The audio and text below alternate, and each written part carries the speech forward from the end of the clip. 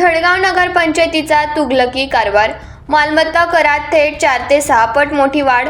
संतप्त मालमत्ताधारक लतेश सुभाष मोरे यांची जिल्हाधिकाऱ्यांकडे मांडली कैफियत. अधिकारी आणि कर्मचाऱ्यांच्या मनमानी कारभाराचा आरोप. धडगाव नगरपंचायतीच्या कर्मचाऱ्यांनी जागेवर न जाताच घरांचे मोजमाप केल्याचा नागरिकांचा खळबळजनक आरोप. रोजगारासाठी गाव ओस पडलेले असताना भरमसाठ करवाढीने सर्वसामान्यांचे कंबरडे मोडले.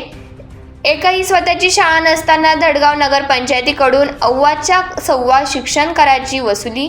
मालमत्ताधारकांच्या संमतीशिवाय आणि स्वाक्षरीशिवाय कार्यालयातूनच परस्पर फॉर्म भरल्याचा धक्कादायक प्रकार.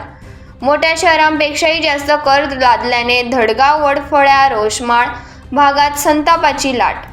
नागरिकांच्या तक्रारीकडे दुर्लक्ष करून थेट अंतिम करवाढ जाहीर केल्याने लोकशाहीचा गळा आवळल्याचा आरोप सामाजिक कार्यकर्ते लतेश मोरे यांनी केला आहे. धडगाव नगरपंचायतीने कोणतीही मोजणी न करता सरसकट कर आकारणी केलेली आहे. त्याबाबत आम्ही माननीय जिल्हाधिकारी मॅडमांना निवेदन दिलेलं आहे. याबाबत आम्ही कोर्टातही जात आहे आणि संबंधित बाबीबद्दल मी सीओ यांना विचारणा केली की आपण कशी करवाढ केली आहे आणि त्यांच्याकडून काही माहिती मी पत्राद्वारे मागितलीही की मला हे कागद देण्यात यावे, पण त्यांची भूमिका लपवालपवीची भूमिका होती. आणि मुख्य अधिकारी आमच्याकडे असे आहेत की त्यांना यायला आता 1.5-2 वर्ष होऊन गेले, परंतु ते ऑफिसमध्ये आठवड्यातून फक्त 2 वेळेस येत असतात.